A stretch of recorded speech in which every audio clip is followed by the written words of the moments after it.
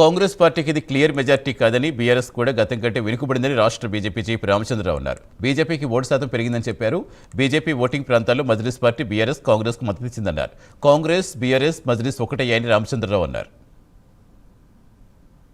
Congress MIM ముగ్గురు కూడా BJP పెరుగుతున్నది, దీన్ని రానియొద్దు. వీళ్ళతో పాటు అర్బన్ నక్సలైట్స్, కమ్యూనిస్టులు ఎక్కడెక్కడైతే బీజేపీ గెలిచే అవకాశాలు ఉన్నాయో ఎట్లా ఓడించాలని చెప్పేసి వీళ్ళందరూ కూడా ఏకమయ్యి ఓట్లు కన్సాలిడేట్ చేసుకొని బీజేపీని ఓడించే ప్రయత్నం చేశారు. ఇది వాస్తవము, స్పష్టంగా మనకు అనాలిసిస్ చేస్తే కనబడుతుంది. కాబట్టి ఈరోజు బీజేపీ ఎక్కడైతే మేము ఓడిపోయినామో అక్కడ స్పష్టమైన కారణం మజ్లిస్ పార్టీతో బీఆర్ఎస్ కాంగ్రెస్ పార్టీకి ఉన్న ఒప్పందం.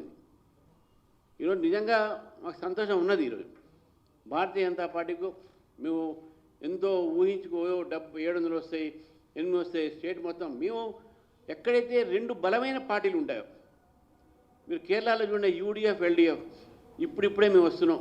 ఒక ఎంపీ గెలిచినాం, మన చైర్మన్ గెలిచినాం, త్రివేంద్రం.